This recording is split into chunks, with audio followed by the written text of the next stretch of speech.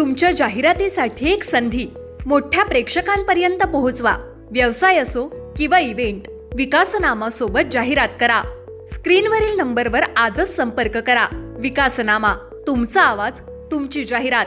तसंच विकासनामाला सबस्क्राईब करा आणि अपडेटेड रहा. नमस्कार, मी विकास मिरगणे. विकासनामा डिजिटल प्लॅटफॉर्म मध्ये आपलं सर्वांचं स्वागत. चर्चा करतो टोरंटो प्रकल्पासंदर्भामध्ये. आज आपण गावकऱ्यांशी संवाद साधतोय.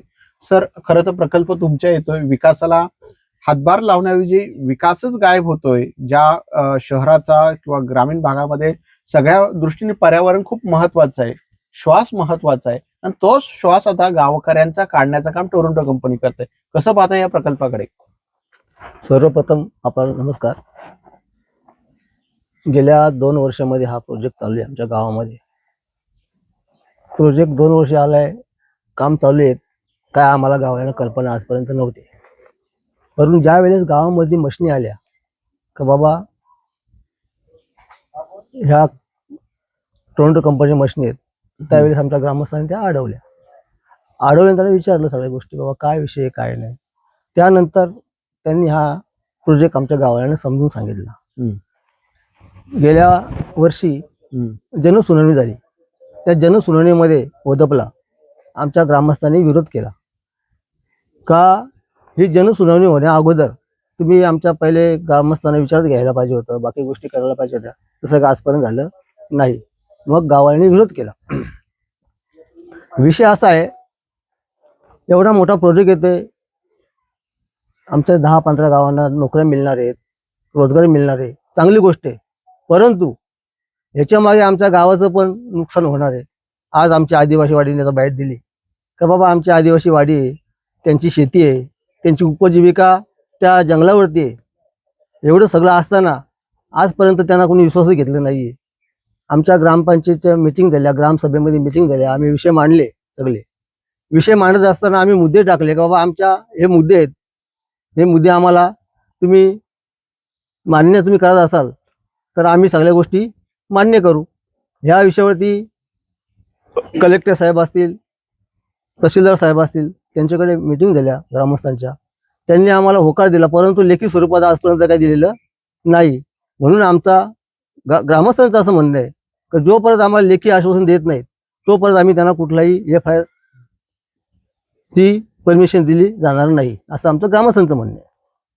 मूळ मुद्दा असा आहे, मग आता तुम्ही वेगवेगळ्या मागण्या करणार त्यांच्याकडे, पण त्या निसर्गावर घालायचं, जो निसर्ग बहरलेला आहे, साई डोंगर म्हणून नाव आहे, मग आता सगळीच झाडं एवढी तोडली जाणार, मग याचं काय? पर्यावरणाचा हानी आहे. याच्यामध्ये पर्यावरणाच्या 100% हानी आहे. आता हा जो प्रोजेक्ट आहे हा ही 600 एकर जागा आहे फॉरेस्टची, आणि त्यांनी आता जी झाडांची मोजणी केली ती फक्त 60,000 दाखवली झाडं. 600 एकर मध्ये फक्त 60,000 झाडं दाखवलेली आहेत. ते ह्यांची ही जी दिशाभूल करतायत, सरकारलाच फसवत आहेत. ते जंगल तोड होणार आहे, त्याच्यामध्ये सगळा ऱ्हास होणार आहे, प्राण्यांचा कुठे जाणार सांगू शकत नाही. ते गावातले प्राणी आमच्या गावामध्ये पण येऊ शकतात, आम्हाला त्रास होऊ शकतो. या सगळ्या गोष्टी बघून शिनी त्यांनी एकदा एक बऱ्या गावाला परत विश्वास घ्यायला पाहिजे, समजून सांगायला पाहिजे. तसं काय होत नाही. आता आम्ही ऐकलंय का त्यांनी डायरेक्ट प्रशासनाकडून डायरेक्ट आम्हाला नोटीस काढण्याचा विषय आहेत. मग गावकऱ्यांनी काय करायचं? न्याय कुणाला मागायचा? जर न्यायवाले देणारे जर त्यांच्या बाजूने असतील तर ग्रामस्थांनी करायचं कुणाला? मग आता तुम्हाला घर इथून उठवणार, मग नेमकी आता मनामध्ये खतखत झाली असेल, कुठे जायचं, काय करायचं? ती खतखत आहे, पण अजून त्यांनी सांगितलं पण नाही आम्हाला का तुमचं गाव उठतंय का वाड्या उठतायत का काय करतायत. आमचं म्हणणं आहे की तुम्ही स्पष्ट भूमिका घ्या, आम्ही तुम्हाला सहकार्य करायला तयार आहोत गावावर, असं नाहीये. आम्ही त्यांना विरोध नाही केला गाववाल्यांनी, पण आमच्या ज्या मागण्या आहेत त्या तुम्ही मान्य करा. काय मागण्या ठेवलेल्या आहेत? त्यांना लेखी स्वरूपात आम्ही मागण्या दिल्या, तुम्हाला दाखवतो आम्ही ते मागण्या काय त्या लेखी स्वरूपात दिल्या, त्यावरती चर्चा झाली. मग ते काय बोलतात, करणार की नाही?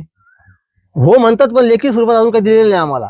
आमचं म्हणणं आहे का तुम्ही लेखी स्वरूपात द्या आम्हाला, तुम्हाला आम्ही सहकार्य करायला तयार आहोत. आमची मुलं रोजगार जर लागला पाहिजे. आता LNT कंपनी आले, LNT कंपनीचे काम दिलंय, सगळ्या गोष्टी चालू आहेत, त्यांची दमदाटी चालू आहे, त्यांची मोजणी चालू आहे. पटलं का? त्यांच्या गाड्या येतात, आम्ही त्यांना अडवत नाही, काय नाही, त्यांना काही बोलत नाही गावात लोक. याचा अर्थ असं नाही ज्यावेळेस मनावरती घेऊ तेव्हा नक्की त्यांचा बंदोबस्त केला जाईल.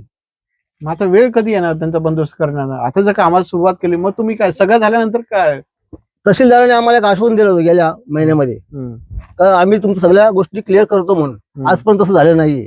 मग तहसीलदारांकडे तुम्ही भांडा, काय करतात तहसीलदार? आता पुढची पायरी आमची तीच आहे.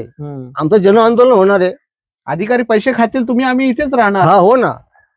ते लाखो रुपये खातील कर्जाचे प्रशासनाचे अधिकारी वगैरे, मग तुम्ही आम्ही काय करणार ना? तुकडं मुकडं देणार आणि बाकी सगळे अधिकारी राजकीय नेते खातील, अधिकारी खातील. मग तुमचा आमचा निसर्ग भरलेला तो जाणार. मग तुम्ही गावकरी कधी पेटून उठणार ना? सगळं संपल्यानंतर पेटणार का? टोरंट कंपनीला आमचं तेच म्हणणं आहे का बघा आमचा गाव सुशिक्षित गाव आहे. हो. मग असे प्रसादने बाईक दिलं काय सांगितलं, सुशिक्षित आणि मराठा समाज आहे, सगळे समाजाचे लोक आहेत. 18 पगार लोक राहतात. परंतु कधी कुणाचं भांडण तंट आमच्या गावात हा विषय अजिबात नाही. त्यामुळे तर आमचा गाव कधी केसी कंपनी आमच्या गावच्या पोलिशन नाहीये. आमच्या गावात कोणी भांडखोर नाही, काही नाहीये. सगळे लोक चांगले गुणागुणी आणतात. परंतु याचा फायदा त्यांनी घेऊ नये.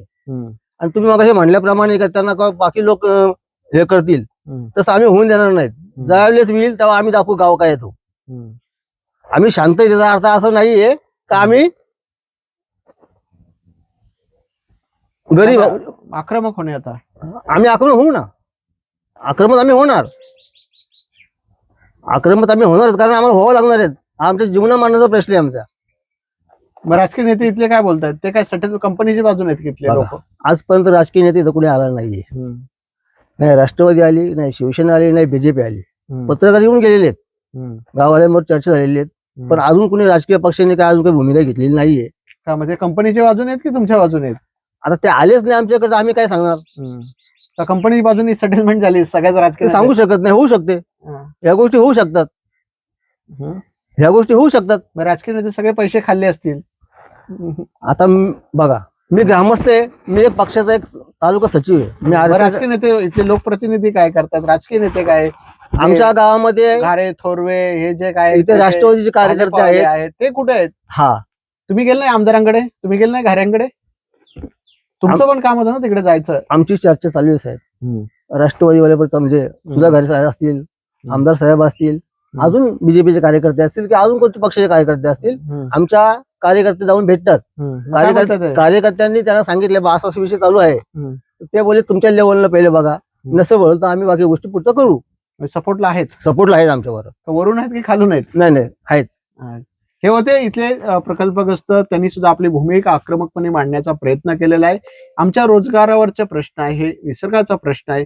याच प्रश्नावर टोरंटो कंपनीने कुठलीही भूमिका मांडली नाही. आमच्याशी व्यवस्थित बोलण्याचा प्रयत्न करत नाही. थेट कामाला हात घालतायत. तर आम्ही करायचं काय? आमचं गाव, आमचा समाज सगळं इथून हद्दीपार होण्याच्या संकटात आहे. अशा वेळेला राजकीय नेते काय करतायत? काय कंपनीवाले, टोरंटोवाले किंवा राजकीय नेते सेटलमेंट करतायत का? हाही महत्वाचं आहे. कर्जतच्या राजकारणामध्ये आपण अनेकदा बघितलं, रिलायन्स कंपनी बरोबर राजकीय नेत्यांनी सेटलमेंट केली. अनेकांनी बंगले बांधले, अनेकांनी गाड्या घेतल्या. पण तिथला लोक, तिथल्या ज्यांच्या गॅस पाईपलाईन झाली ते लोकांना कमी प्रमाणात मोबदला मिळाला आणि लाखो लोक त्या पैशावर, रिलायन्स पैशावर करोड रुपये झाले, बंगले बांधले, रिसॉर्ट बांधले. पण तुमचं आमचं सुख दुःख याच ठिकाणी राहणार आहे. त्यामुळे कर्जतच्या लोकांनी आपल्या मतदाराचा जरी विचार केला गेला पाहिजे.